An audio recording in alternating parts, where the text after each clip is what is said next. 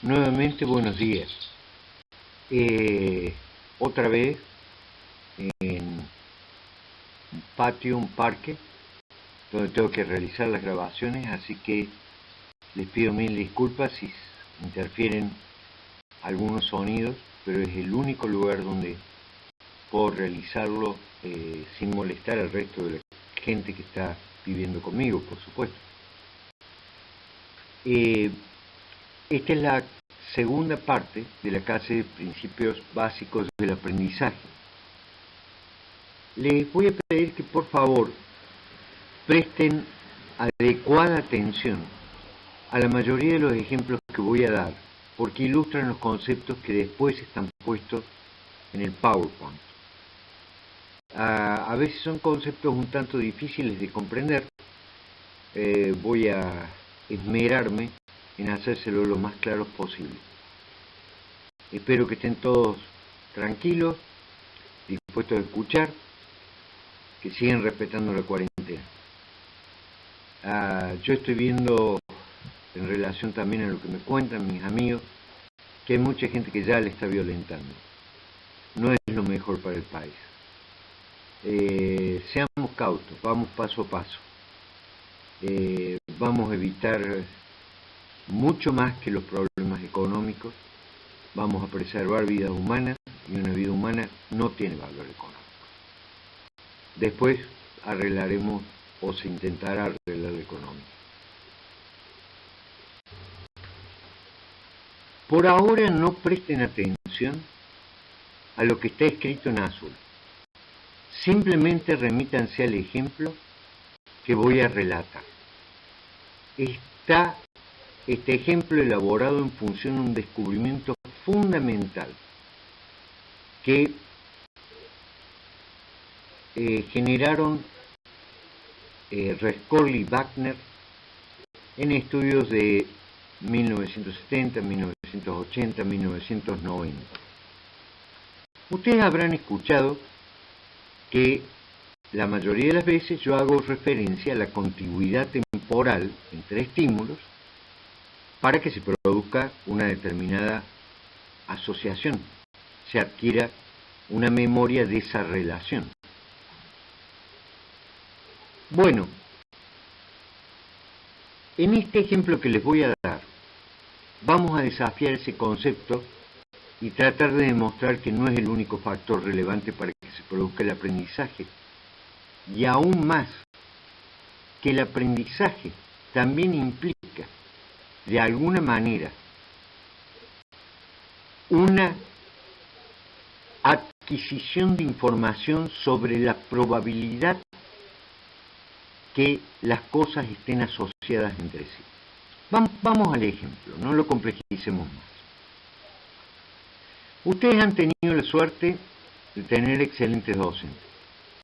Yo voy a elegir uno de la cátedra, podría elegir a cualquiera de ellos en realidad, pero lo voy a elegir al doctor Carlos Arias.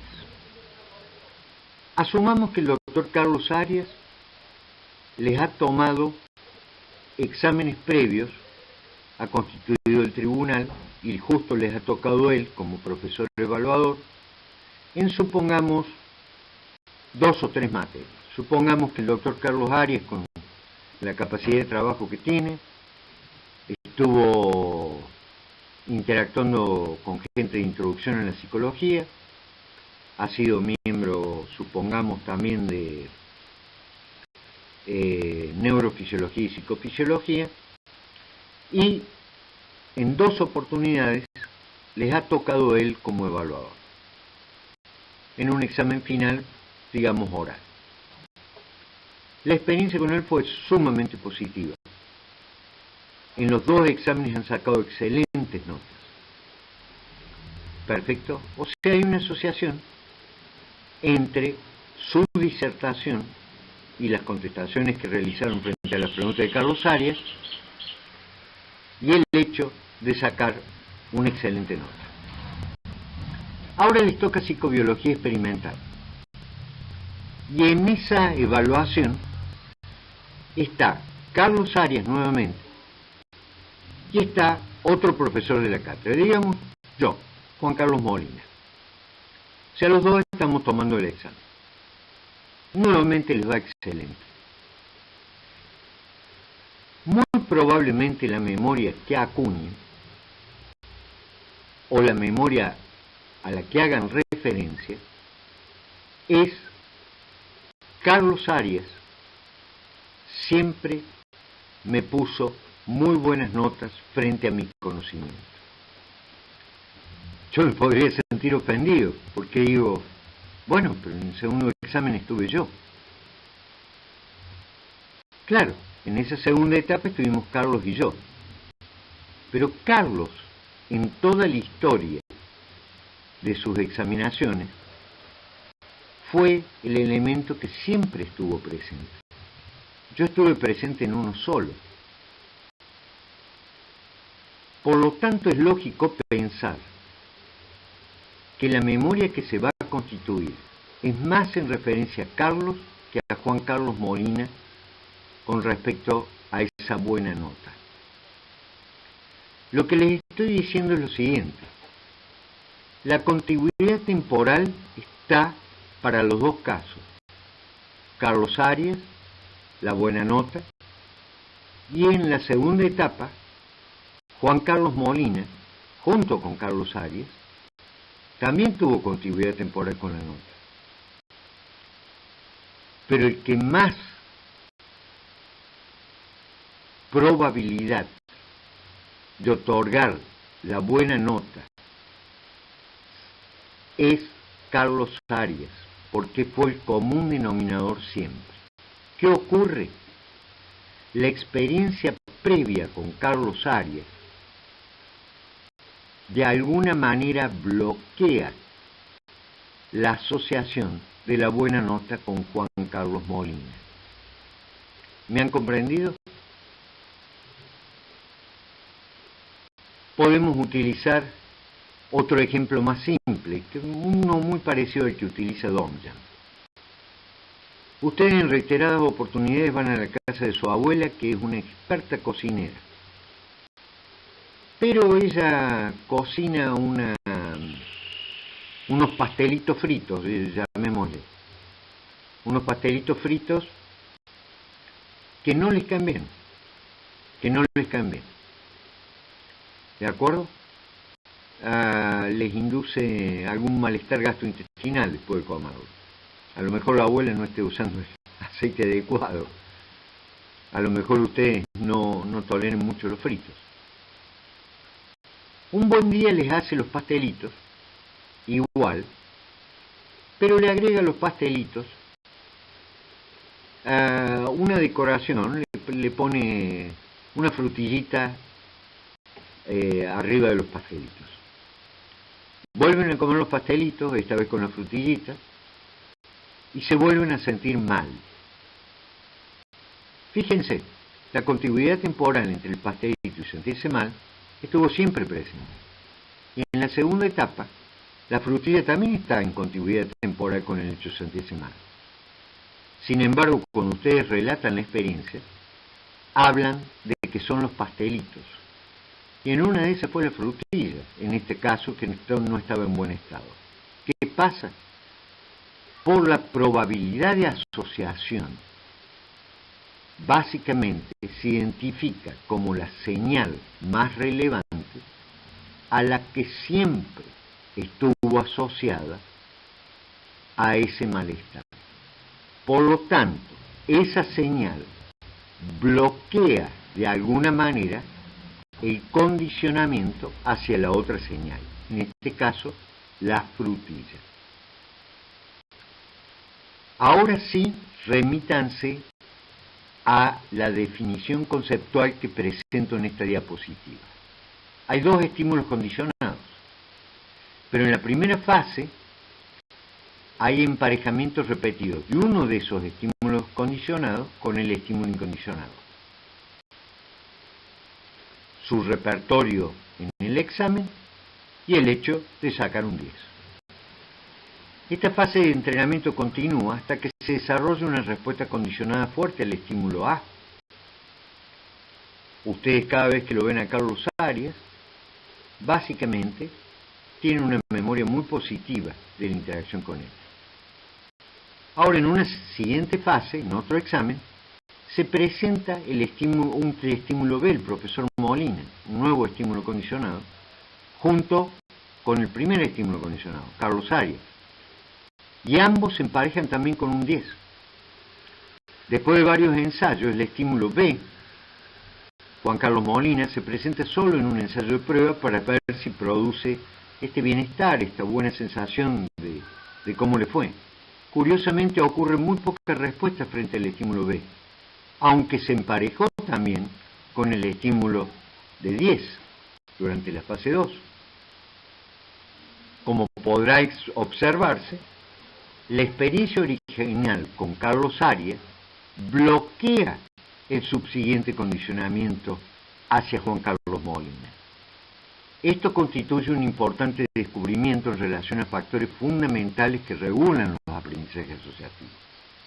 El fenómeno de bloqueo indica que no es solamente la contigüidad temporal entre los estímulos, condicionado e incondicionado, lo que da lugar al aprendizaje asociativo. Obsérvese que en la segunda fase, tanto A como B tienen estrecha relación con el estímulo incondicionado. Entonces, ¿por qué no hubo adecuado aprendizaje hacia B?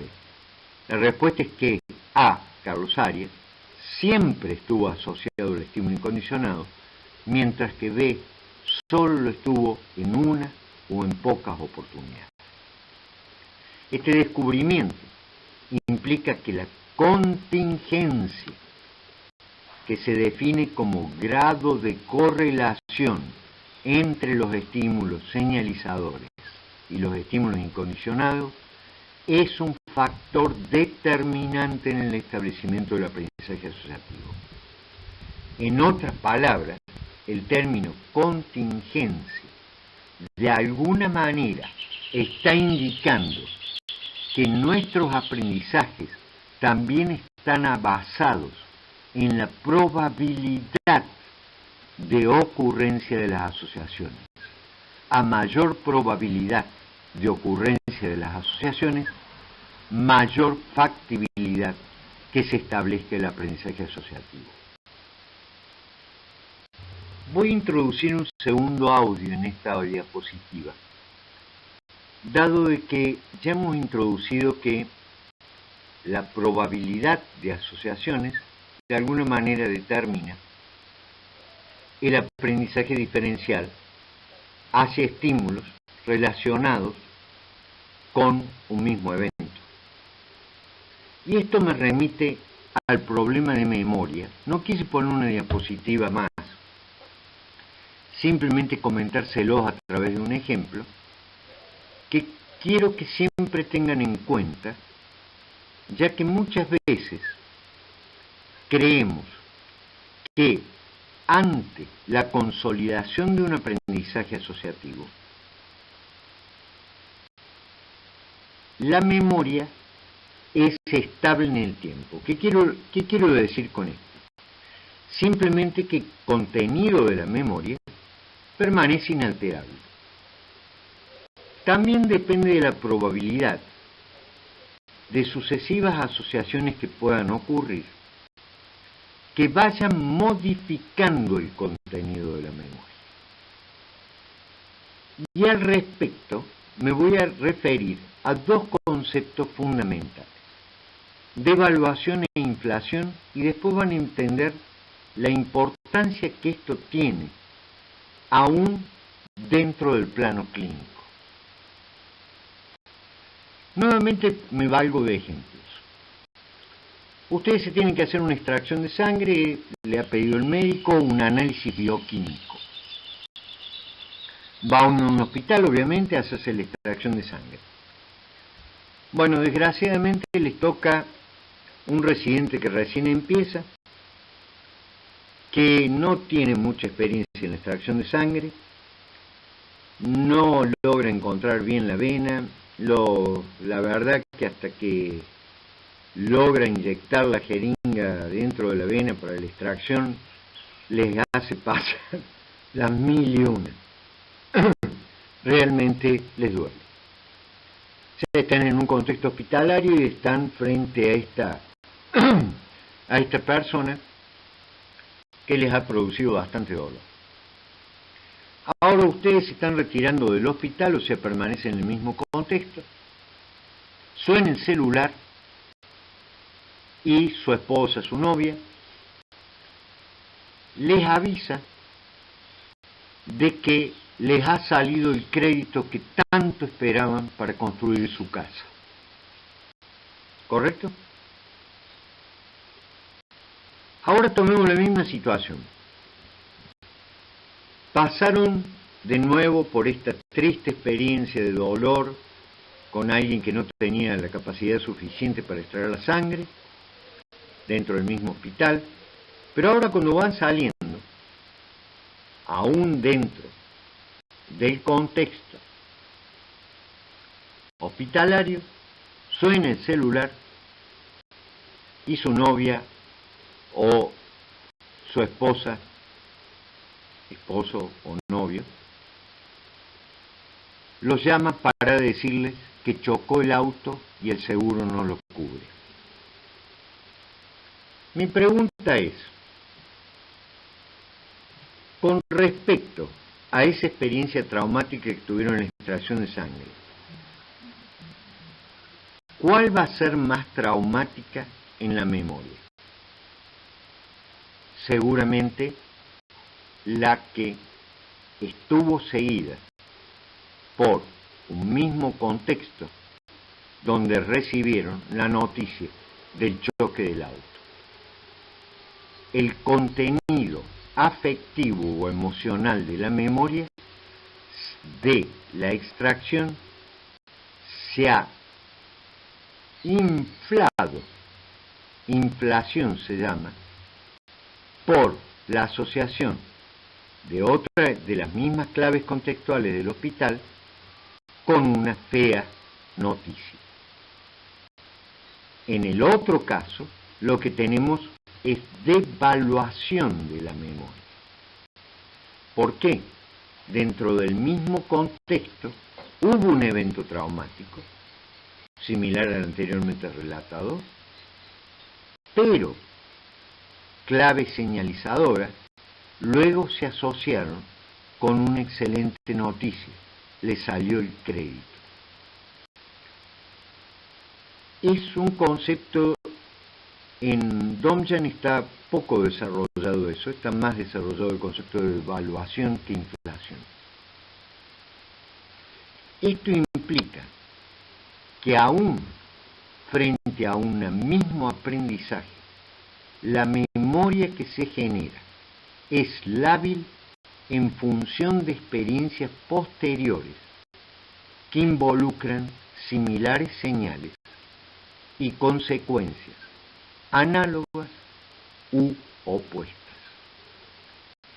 Yo lo que percibo es que muchas veces en el trabajo clínico se trabaja con la memoria del paciente a la cual se remite, asumamos una traumática, como si la misma permaneciese inalterable en el tiempo, a pesar de otras experiencias con claves que la señalizan y que han tenido otras consecuencias o consecuencias de la misma naturaleza. El contenido de la memoria es lábil. Esa también es una gran demostración de los aprendizajes asociativos. Pueden realmente cometer grandes errores remitiéndose a lo que el paciente remite como contenido de la memoria original, al no tener en cuenta que esa memoria se puede haber modificado por eventos posteriores.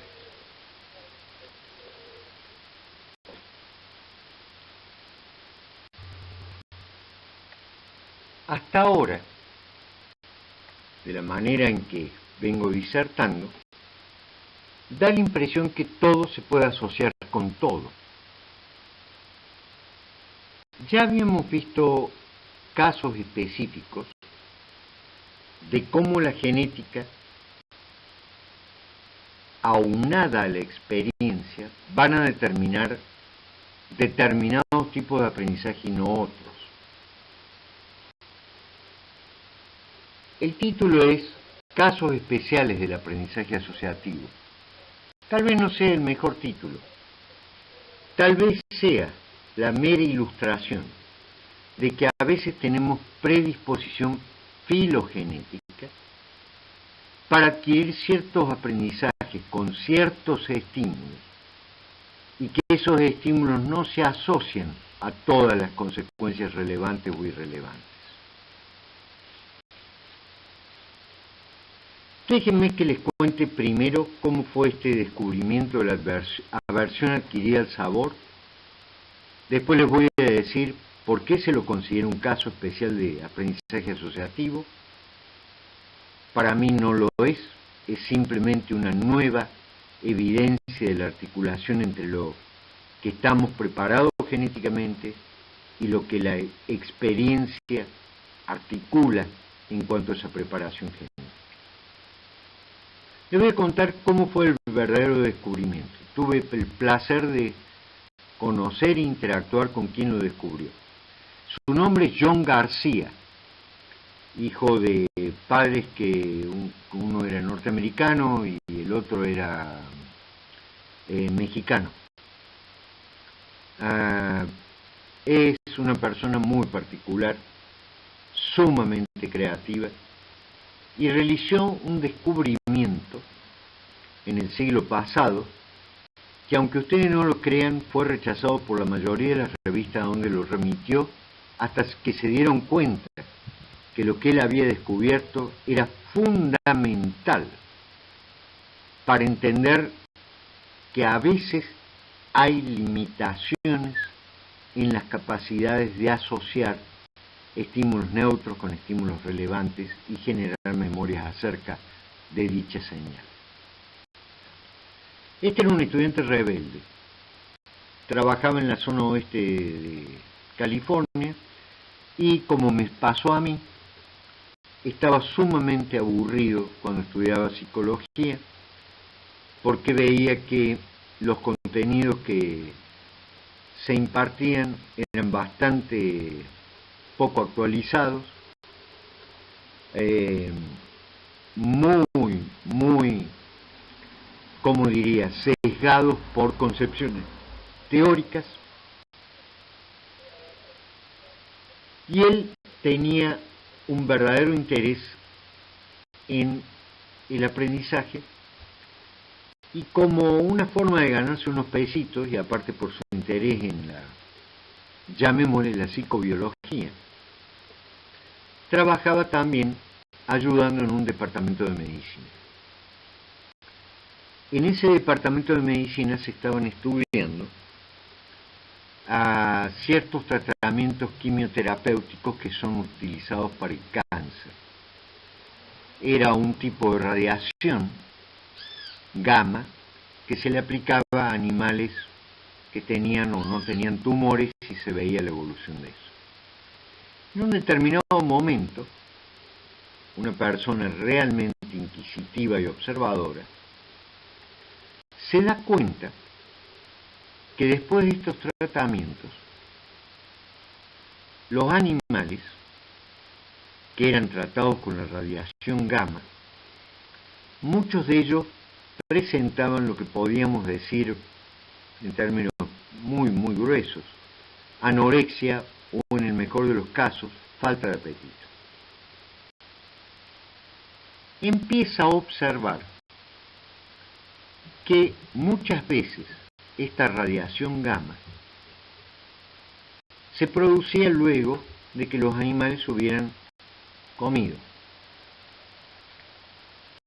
Hace un experimento muy simple, en el cual les da una solución gustativa, bien distinguible de otras, y lo asocia a la radiación gamma, que como efecto colateral, curiosamente, tiene emesis.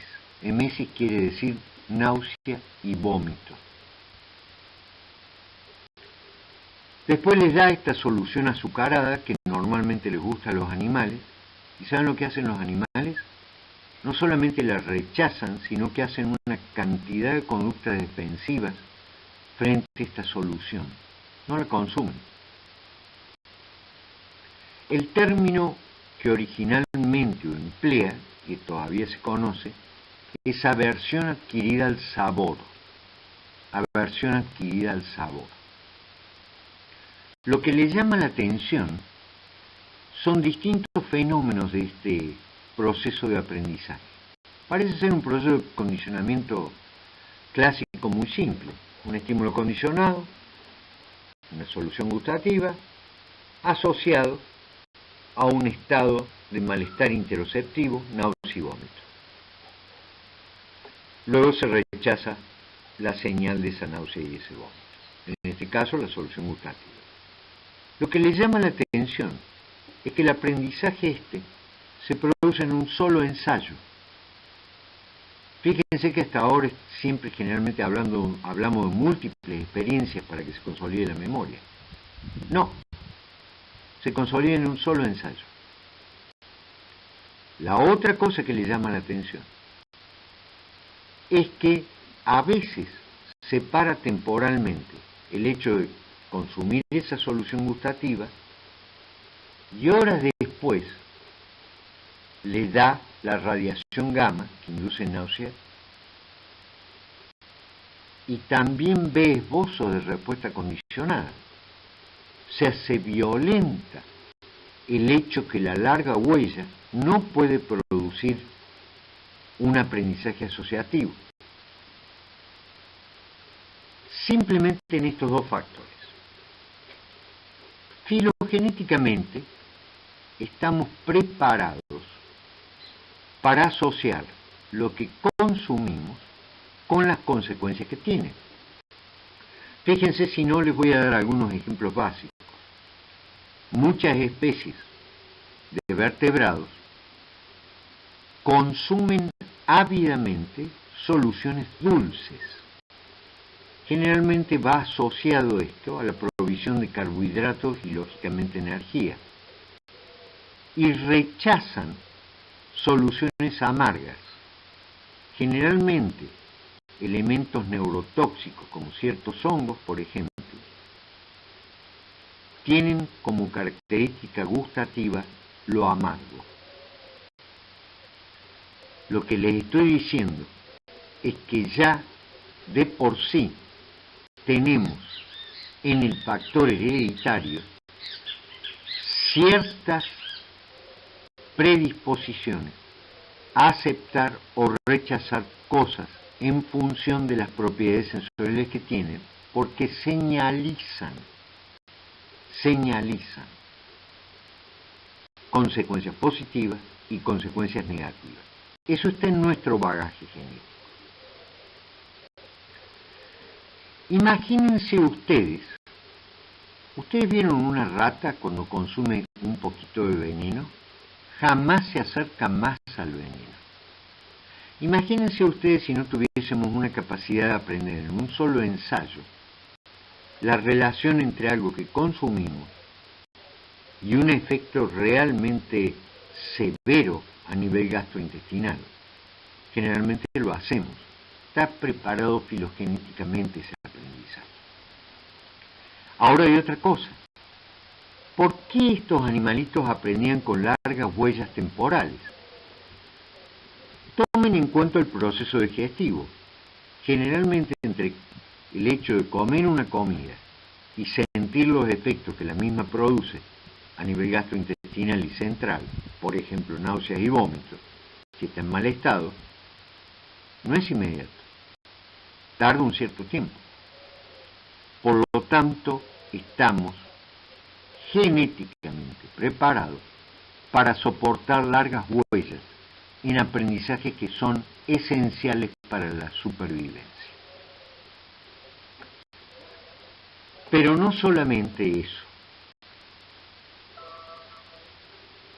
Perdón, a veces se me apaga la computadora y tengo que prender el mouse, por eso sienten ese piquito. No solamente eso. Hankins, otro investigador, hace un experimento realmente exquisito. Toma dos especies distintas. Toma la rata y toma la codorniz japonesa. Ya les voy a explicar por qué toman estas especies. La rata es un animal nocturno. Generalmente la identificación de lo que va a comer se guía no tanto por la parte visual, que no está altamente desarrollada en esta especie, sino por el olor y el gusto de lo que come o del elemento al cual se acerca. La codorniz japonesa, por el contrario, es una especie diurna y básicamente elige a los alimentos, granos, generalmente de distintos cereales, en función de su tamaño, de su forma y de su color, y tiene muy poco desarrollo olfato gustativo. O sea, tenemos dos especies que difieren no solamente en el desarrollo de sus capacidades sensoriales, sino también en la forma, ligado a esto, de cómo detectan sus alimentos. Hace un simple experimento. A las dos especies le da a consumir de un tubo una solución caracterizada por un olor, por un gusto, pero le agrega sonidos y una determinada coloración a la solución. ¿De acuerdo? O sea, tenemos un estímulo condicionado complejo. Olor, gusto, color y un sonido. Las dos especies consumen este estímulo y a las dos especies las inyecta con una droga que produce justamente estado nauseoso. Se llama cloruro de litio. No lo confundan con el carbonato de litio. Carbonato de litio se utiliza como medicación generalmente en trastornos de tipo bipolar. Cloruro de litio es altamente tóxico, su acumulación en el cuerpo lleva al decaimiento en las funciones renales y, como les dije, tiene gran capacidad de generar náuseas, al menos en estas especies. Esa es la asociación. Este estímulo complejo, lleno de características sensoriales y asociadas con la náusea. Después hace evaluaciones presentando solamente el gusto, solamente el sonido, solamente la luz o la luz que estuvo asociada a este estímulo. ¿Y saben lo que encuentran? La rata rechaza el gusto. No le importa ni la luz ni el sonido. La codorniz japonesa rechaza fundamentalmente los estímulos lumínicos. Las claves visuales, fundamentalmente las claves visuales. Esto demuestra que también tenemos preparación filogenética para facilitar la asociación de ciertos estímulos con otros estímulos. Por lo tanto, este descubrimiento fue fundamental y por eso tuvo tanto rechazo al principio, porque violenta la equipotencialidad del estímulo condicionado. De acuerdo a Pavlov, mientras las asociaciones existan entre un estímulo neutro y un estímulo incondicionado, finalmente se va a adquirir una respuesta condicionada y va a haber memoria de ese evento asociativo. Esto demuestra que bajo ciertos casos estamos preparados para ciertas asociaciones y no tanto para otras asociaciones. Todo depende del bagaje genético que tenemos. O sea, hasta ahora tenemos 3 factores que son nuevos y por eso lo hacen tan especial este aprendizaje. Se adquiere rápidamente. Obviamente eso tiene una característica de lograr mejorar las posibilidades de supervivencia frente a alimentos tóxicos. Segundo, tolera largas huellas, posiblemente por la dilación entre la señal y el proceso digestivo y los efectos que va a producir a nivel central y periférico. Tercero, no todos los estímulos se pueden asociar con las mismas consecuencias. El cuarto factor que observa es que después de producido el aprendizaje, vuelve a presentar una y otra vez el estímulo condicionado solo. Supongamos el sabor en la rata. Y ven que durante muchísimo tiempo sigue rechazándolo. Es sumamente resistente a la extinción. Nuevamente, eso indica que el aprendizaje, aún con un solo ensayo, frente a situaciones realmente relevantes biológicamente, va a tener resistencia a la extinción, que es un aprendizaje inhibitorio. Miren, ahora ya la señal no produce ningún efecto.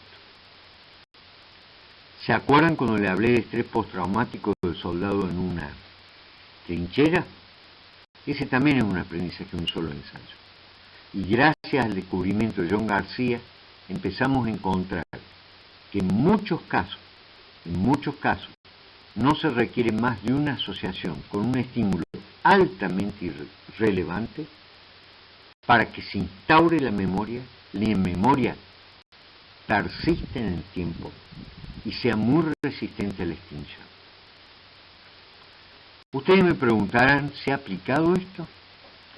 Les voy a contar un estudio de Berman, una neoyorquina, nuevamente remitiéndome, y desgraciadamente el caso en este ejemplo, de niñitos que sufrían leucemia y eran llevados a terapéuticas que desgraciadamente tenían como efecto colateral náusea, vómito, malestar gastrointestinal en general.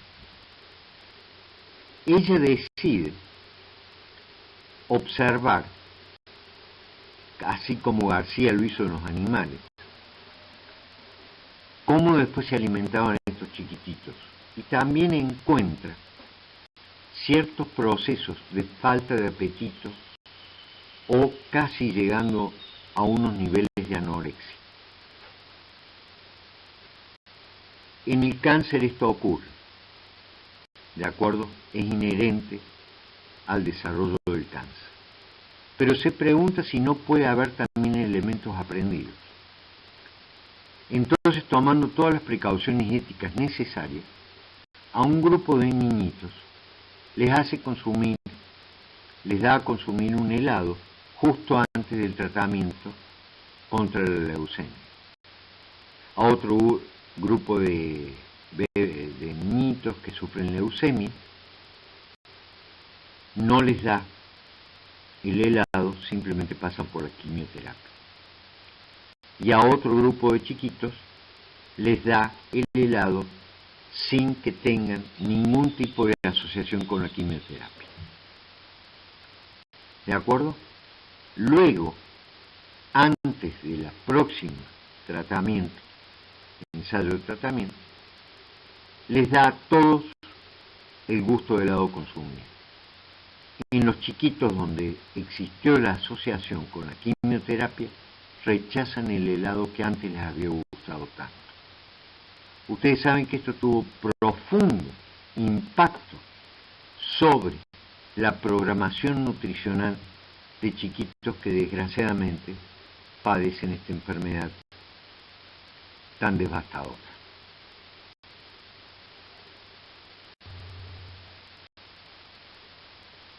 Nuevamente, no sé si el título es el más apropiado. Sigo poniéndolo como casos especiales de aprendizaje asociativo. En el ejemplo anterior ustedes han visto que existen limitaciones para ciertas asociaciones. O sea que el condicionamiento no puede abarcar todo el espectro de capacidad asociativa de un individuo. Pero también, fuera de esos casos especiales donde intervienen elementos de muchísima relevancia, nuestra posibilidad de aprender es enorme, de aprender probabilidades y relaciones entre estímulos. Es realmente significativa, especialmente a medida que hay una evolución filogenética. Y en este caso, lo que les voy a presentar es cómo podemos ampliar nuestro espectro de asociaciones a pesar de que algunas señales nunca se asociaron a un estímulo incondicionado. De nuevo, antes de ver la diapositiva, déjenme recurrir a un ejemplo. Ustedes habrán notado que mientras yo hablo, me gustan mucho los chicos. Realmente me gustan mucho los chicos. Y haciendo un paréntesis en las charlas, me he dedicado, en la investigación siempre, al feto y al infante. Pero también soy un apasionado por los deportes y he entrenado muchos chiquitos de distintas condiciones socioeconómicas, hasta chiquitos discapacitados, algo que me ha fascinado en la vida. Es el día de hoy que me pregunto si no me tendría que haber dedicado a eso. Se lo digo sinceramente.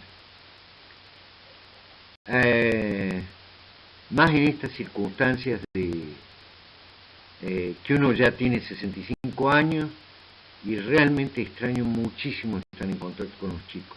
Me producen una felicidad enorme. Así que me voy a remitir a un caso que sí vi en un sobrinito mío, que les va a ejemplificar la amplia posibilidad de asociaciones que tenemos, incluso con estímulos que nunca fueron asociados al estímulo incondicionado, pero sí terminan dando una respuesta condicionada. Focalicémonos en el ejemplo que les doy. Mi sobrinito venía a casa en reiteradas oportunidades, le gustaba mucho jugar con sus primitos, mis hijos. Jugaban en la calle, era todavía la época donde se podía jugar a la pelota o a las escondidas o a lo que fuera en la calle, y no había peligro. Por supuesto a él le gustaban los perros, como la mayoría de los chicos, y siempre veía en el jardín de enfrente, que era una casa que tenía rejas, a una señora que jugaba con un perro. Lo hacía pasear dentro del jardín, siempre estaba en compañía con el perro. Un buen día nos visita, desgraciadamente el portón queda abierto. El perro no era un animal que tuviese mucha relación con extraños, menos con niñitos. En esa casa no vivía ningún niñito, y va y lo muerde a mi sobrinito. La señora no estaba, la señora estaba dentro de la casa.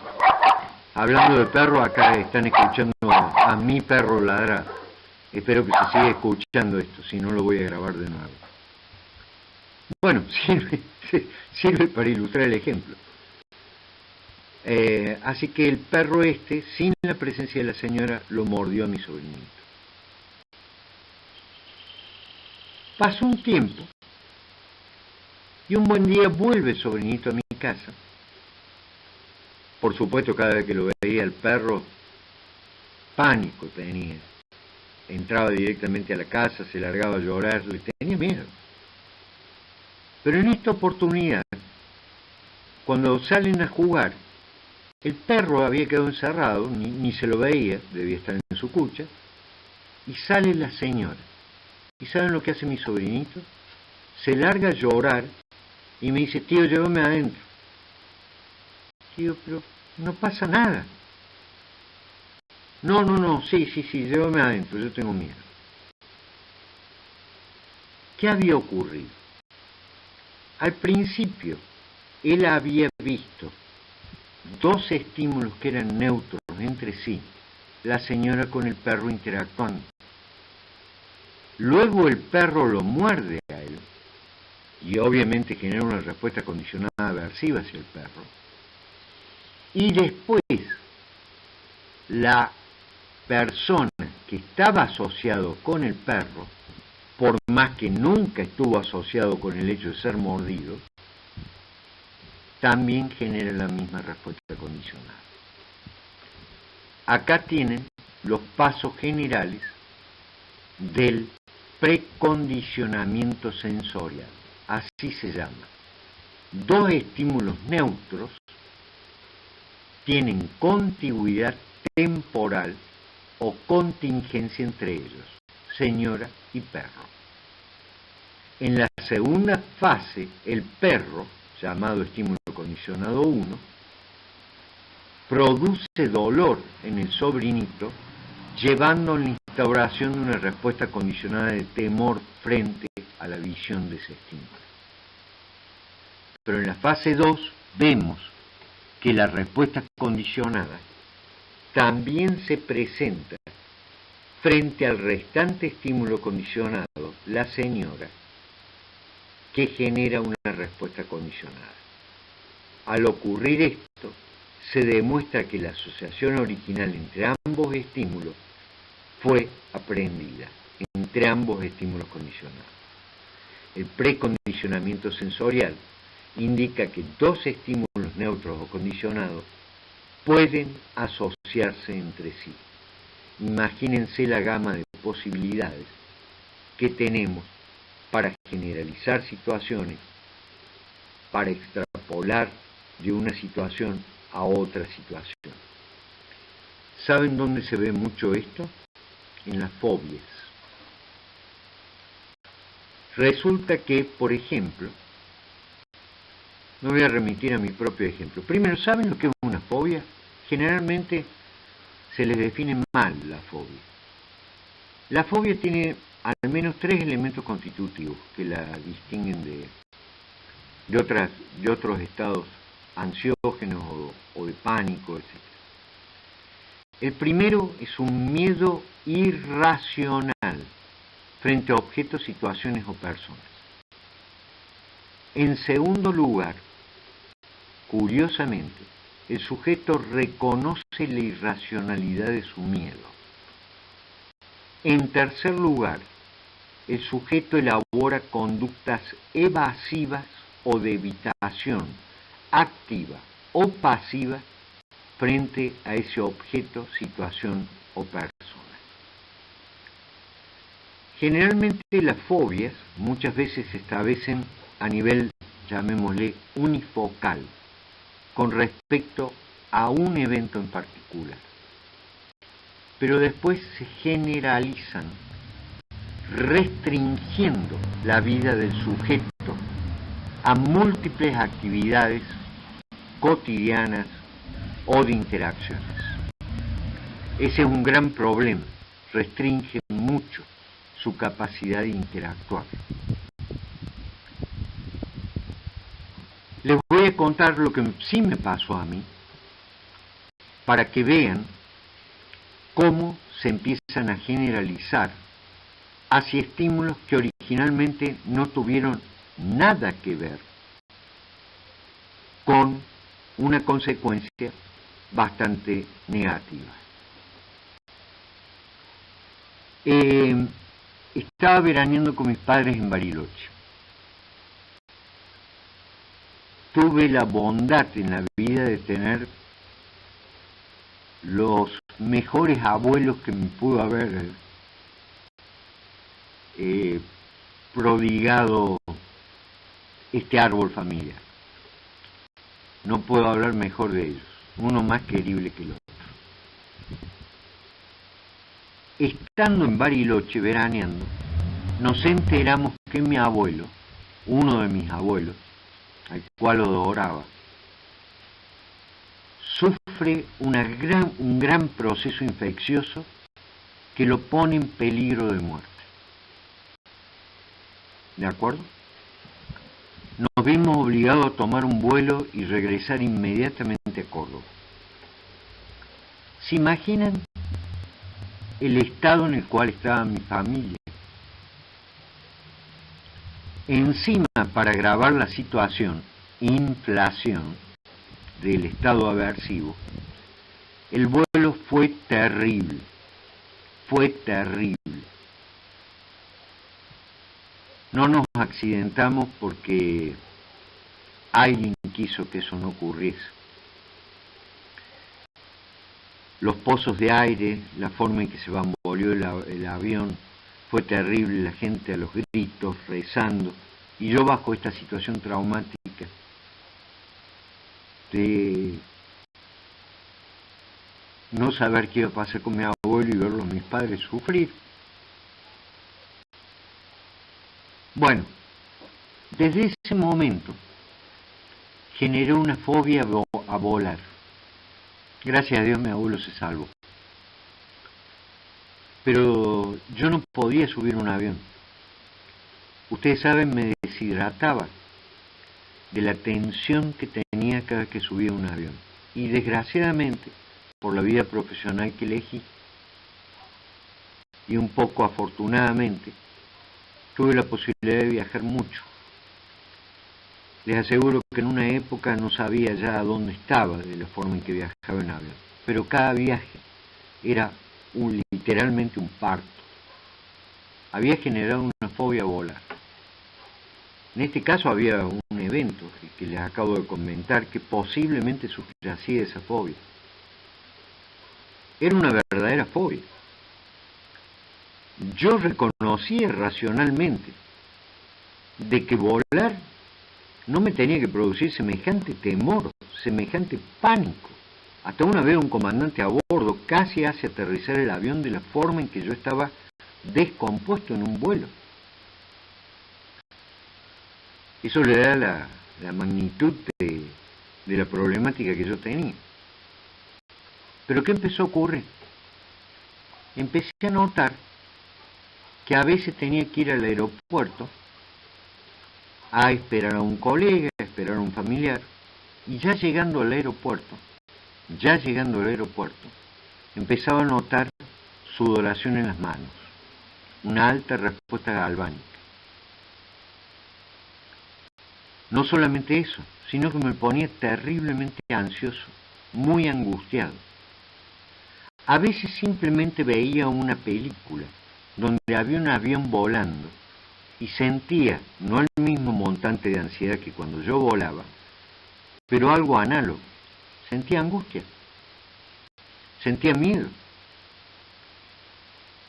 Bueno, finalmente, me di cuenta de que estaba generalizando de un estímulo que había adquirido connotaciones muy aversivas debido a una situación muy traumática, pero que se estaba generalizando a otros elementos. Inmediatamente recurrí a un terapeuta que era un especialista en técnicas de aprendizaje, que curiosamente yo las había aprendido en Sudáfrica. Me habían invitado a Sudáfrica para colaborar en algunos experimentos. Estas técnicas fueron desarrolladas por un brillante investigador sudafricano, las había mejorado, que se llaman de desensibilización sistemática. ¿Saben lo que se hacía? Primero se construye un gradiente de ansiedad. Se van presentando distintos estímulos que van produciendo menor a mayor ansiedad. Por ejemplo, simplemente ver un avioncito de juguete. Generalmente eso no me producía casi nada. Ahora me mostraban el avioncito volando. Después me mostraban una película de un avión. Después me mostraban una película de un avión que estaba en peligro. Y así sucesivamente. Pero eso me lo iban haciendo bajo un estado de relajación inducida, incluso acompañada por el efecto de un ansiolítico.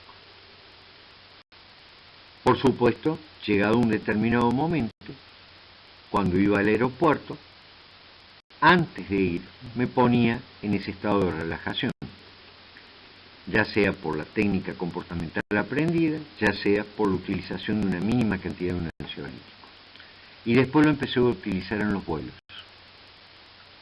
Así como adquirí, fue básicamente extinguiendo esa reacción fóbica, ese temor irracional. Y hoy vuelo de la misma manera en que me conduzco en un auto, de la misma manera que camino. No hay ansiedad presente.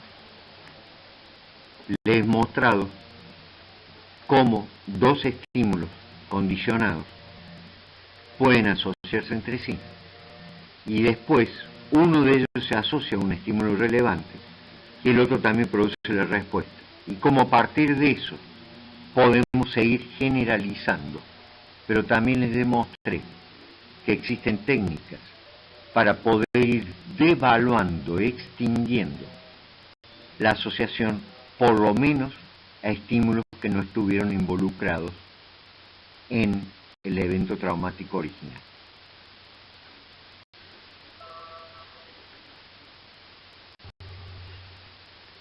Sigo ahora con otros casos especiales del aprendizaje asociativo. En realidad, como verán, estoy haciendo referencia a casos en los cuales, a través de sucesivas etapas o limitaciones filogenéticas, en el caso de la versión condicional del sabor, se van adquiriendo valor de señales, y muchas veces de señales de que no han tenido directa relación con un estímulo biológicamente relevante, pero como por sí mismas, por ciertas asociaciones previas, empiezan a adquirir relevancia. Voy a hablar del reforzamiento secundario condicionado. ¿Ustedes creen que nuestra vida transcurre básicamente adquiriendo asociaciones con estímulos relevantes que nos afectan emocionalmente, constantemente, o que nos producen una alteración homeostática importante a nivel fisiológico? Somos una especie caracterizada por la utilización de signos y símbolos que tienen muchas veces mucho valor en sí mismos. Nuevamente, los niños y la ejemplificación, para que entiendan este caso específico. Cuando tenía la posibilidad de dar clases con los alumnos adelante, interaccionar, cosa que realmente me gusta hacer. Para explicar este concepto agarraba un billete, generalmente de alto valor. Hoy claro, con los procesos inflacionarios ni me preguntan qué tiene alto valor, pero bueno, supongamos dentro de los billetes que tengamos, que tenga la suerte de tener un billete de 500 pesos en el bolsillo. Entonces se lo daba a una estudiante o un estudiante que estuviese enfrente mío. Y le decía, mire, tome este pedazo de papel y dígame, simplemente, en relación al papel, ¿qué valor relevante tiene? No en cuanto a qué puede comprar, simplemente el papel en sí mismo. Y me decía, sí, un pedazo de papel con una figura estampada, algunos sellos, y lo describía perfectamente. Gracias a Dios me lo devolvía.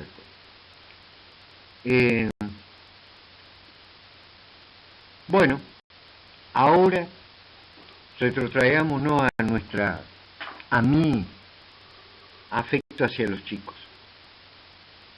A la vuelta de mi casa había un kiosco, un bellísimo señor que se llamaba señor Viñas, que también quería mucho a los chicos, había sido profesor de educación física, era el dueño del kiosco.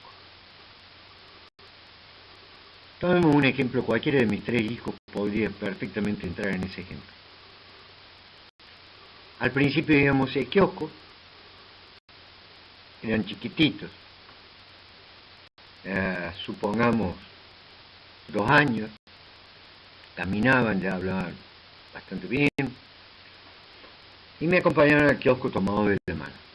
Entonces, en un determinado momento yo sacaba un billete y se lo daba. ¿Sabe lo que hacía? Lo tiraba, lo chupaba, hacía cualquier cosa menos preservarlo. Por supuesto, a medida que fue pasando el tiempo, mientras me acompañaban al kiosco, observaban que yo cambiaba ese billete por un helado, por un chocolate, por un juguetito, y se los daba. ¿De acuerdo? Pasado un tiempo, obviamente habían aprendido que billete se lo denominaba plata, hacían algo agradable en la casa, qué sé yo, hacía algo que a uno lo enternece o quiere apoyarlo. Qué sé yo, ayudaban a la mamá a acomodar una cosa, o traían una buena nota del colegio, bueno, o una linda nota de jardín de infantes, siendo muy chiquitito. Entonces yo le decía, muy bien, te voy a dar un premio. Y por supuesto, muchas veces me encontré con la respuesta, dame plata. Perfecto. En un principio, como ustedes podrán ver, era un pedazo de papel sin ninguna relevancia. ¿De acuerdo? Pero después, la relevancia es adquirida porque se asocia con un determinado estímulo que sí tiene relevancia. Entonces ese estímulo, la plata en este caso, adquiere importancia. Por la plata vale el mono. De hecho, les voy a contar un experimento que sí se realizó en monos macacos. A los monos macacos, por supuesto, les gustan las bananas, les gustan varios reforzadores sociales, jugar con otro mono, etcétera. Bueno, podría abundar en ejemplos. ¿Saben lo que se hacía? Cuando el mono aprendía, por ejemplo, a abrir una ventanita para espiar a otro mono,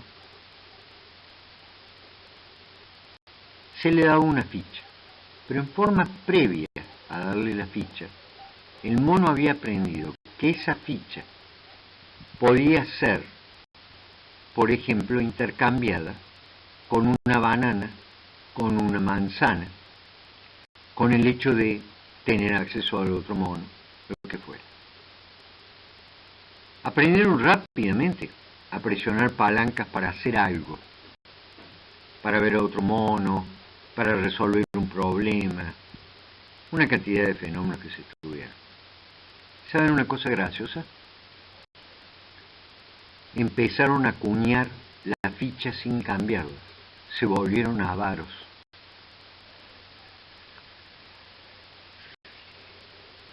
Lo que les estoy relatando es cómo algo que originalmente es neutro adquiere relevancia por su asociación con un estímulo significativo, y después como ese estímulo originalmente neutro tiene tanta importancia que puede de alguna manera reforzar por sí mismo.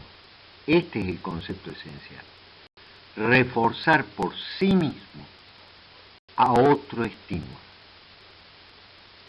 Lo van a entender perfectamente si me remito al triste caso de la ludopatía en los casinos.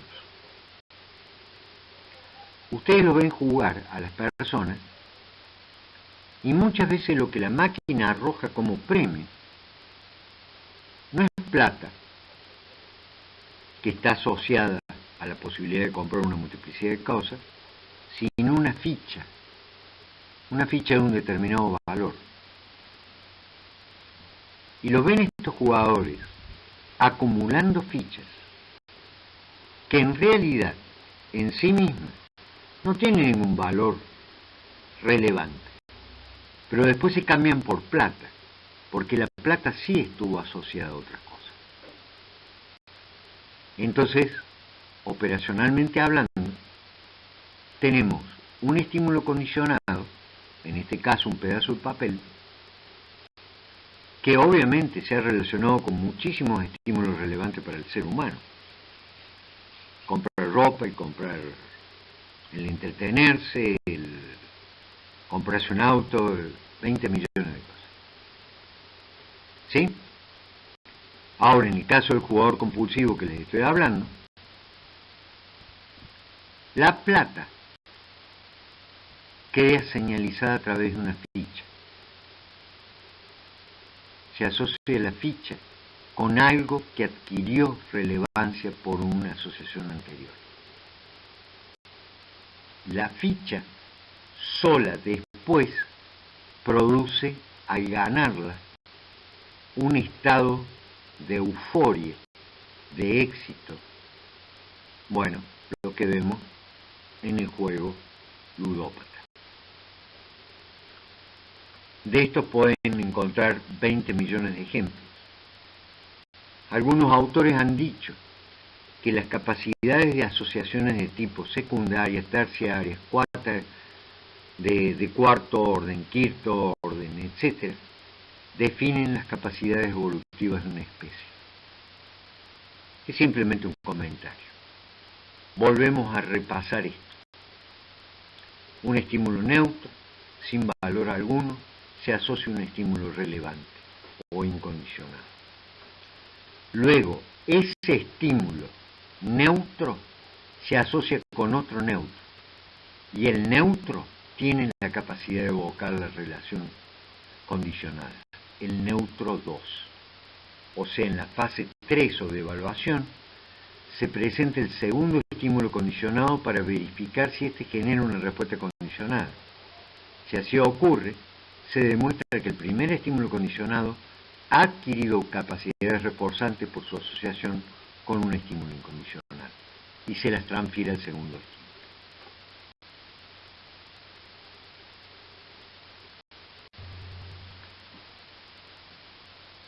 Esta temática de principios básicos del aprendizaje continuará en una tercera clase más abocada al paradigma tipo 2, operante, esquineriano, de respuestas. Vuelvo a reiterar la misma bibliografía que presenté en la parte 1 y que voy a presentar en la parte 3.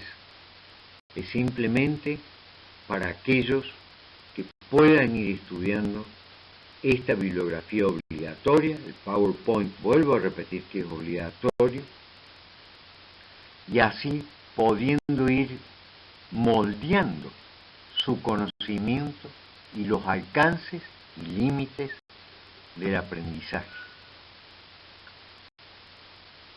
Les aseguro que la grabación la he hecho en un día precioso, lleno de sol. Me acompañaron ladrido de perro, canto de pájaros, y eso realmente dinamiza a uno. No sé si es el término correcto, posiblemente no, es un término un poco sacado de la literatura anglosajona, pero eso no importa. Me sentí bien haciéndolo. O sea que aún dentro de estas situaciones, esos mínimos aspectos de la vida cotidiana, del hecho de tener la suerte de estar en un parque, la suerte de poder escuchar un pájaro, reírme de mi perro interfiriendo en la clase, estar acompañado por gente querida, son los valores que a lo mejor tengamos que empezar a poner en el tope de la lista de nuestras prioridades. Hoy hablaba con un vecino acerca de el tedio, el hartazgo que produce la cuarentena. A lo mejor nos lleve a aprender qué es lo esencial, qué es lo superficial, y que nuestros esfuerzos apunten más en un futuro a lo esencial y no tanto a lo superficial. Seguramente ustedes se han hecho ese planteamiento. Hay mucha gente que no lo entiende y entiende que solamente el lado oscuro de la luna es lo que podemos percibir. La luna a veces ilumina por el sol y percibimos su lado brillante. Aún ante las circunstancias adversas, tenemos que saber que no todo el tiempo la luna va a estar sombría. Un abrazo.